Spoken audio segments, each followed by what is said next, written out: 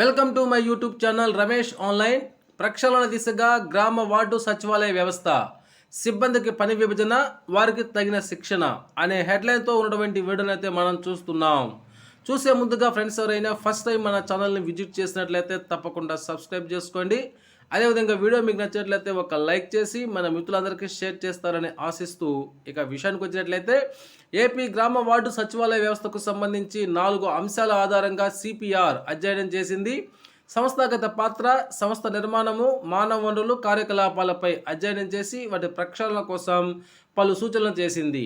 సచివాలయాలు స్థానిక సమస్యలను గుర్తించి వాటి పరిష్కారాలు సూచించడం లేదని, స్థానిక సామాజిక ఆర్థిక అభివృద్ధి ప్రణాళికను రూపొందించి నిర్వహించడం లేదని నివేదికలు అయితే పేర్కొన్నారు.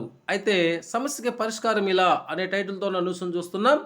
స్థానిక సమస్యలను గుర్తించి వాటి పరిష్కారానికి తగు ప్రణాళికలను రూపొందించి అమలు చేసే విధంగా గ్రామ వార్డు సచివాలయాలను విస్తృతపరచాలని నివేదికలో సూచించారు.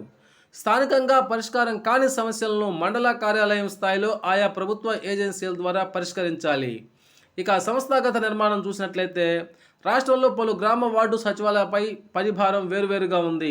37% గ్రామ సచివాలయాలు, 39.3% వార్డు సచివాలయాలు 2022 నవంబర్ నుంచి 2022 మే నెలల మధ్య కాలంలో నెలకు కేవలం 5% లోపు సేవలు మాత్రమే అందించాయి. గ్రామ పంచాయతీలకు సమాంతర వ్యవస్థలుగా గ్రామ సచివాలయాలు ఉన్నా వీటి మధ్య సంబంధాలు అస్పష్టంగా ఉన్నాయి. అదేవిధంగా మానవ వనరులు కనుక మనం చూసినట్లయితే గ్రామ సచివాలయాల్లో జీవనోపాధి అంశాలు, వ్యవసాయము, పశుసంవర్ధకం తదితర విభాగాలకు ప్రత్యేకంగా మానవ వనరులు ఉన్నాయి. కానీ వార్డు సచివాలయాల్లో అలా లేవు.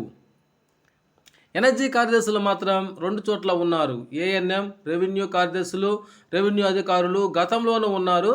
సచివాలయాల ఏర్పాటుతో వారి సంఖ్య పెరిగింది. సచివాలయ కార్యదర్శులు మంచి విద్యార్హతలు కలిగి ఉన్నారు. వారికి నిరంతర సాంకేతిక శిక్షణ అవసరం. అయితే శిక్షణ ఇచ్చేటువంటి సంస్థలు రాష్ట్రంలో లేవు. ఇక కార్యదర్శులకు ఎన్జిఓల సహకారంతో శిక్షణ అందించాలి. పని లేని గ్రామ వార్డు సచివాలయాల్లో వాలంటీర్లను తగ్గించాలి అని చెప్పడం జరిగింది. ఇక పని విభజనకు మార్గదర్శకాలు చూసినట్లయితే గ్రామ వార్డు సచివాలయాల పర్యవేక్షణ, నిర్వహణ జిల్లా మండల కార్యాలయాలకు మారింది. అటెండెన్సు, లాగిన్ రిపోర్ట్లు, డేటా తదితరాల భారం తగ్గించాలి. సిబ్బందికి కార్యాలయాల్లో పనిచేసేందుకు ప్రాధాన్యం క్రమం ఇచ్చి పని విభజనకు స్పష్టమైన మార్గదర్శకాలు ఇవ్వాలి. జిల్లా కలెక్టర్ల ఆధ్వర్యంలో ఆయా శాఖల మధ్య సమన్వయ కమిటీని ఏర్పాటు చేయాలి. మండల కార్యాలయాల్లో సిబ్బందిని పెంచాలి. అదేవిధంగా కార్యదర్శులకు ఖచ్చితంగా శిక్షణ ఇవ్వాలి. వారు శిక్షణ పొంది ఉండాలని అయితే సూచించడం జరిగింది. ఓకే ఫ్రెండ్స్, ఇది సమాచారం. మీకు నచ్చినట్లయితే ఒక లైక్ చేయండి. Thank you.